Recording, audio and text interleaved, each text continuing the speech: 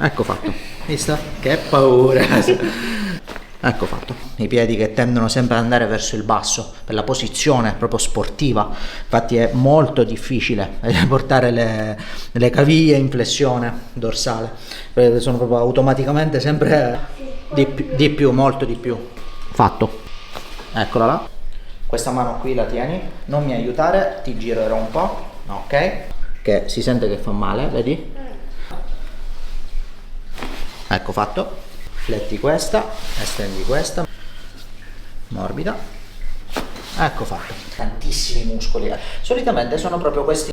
Adesso sì, sento dolore. Nella parte finale, appunto quando andiamo, esatto, e anche qui cede. Questo è un problema sicuramente importante, ascendente, e subito cedi, ok? Non ce la fai. Bene, a luce in alto. La prima cosa che voglio controllare è il bacino.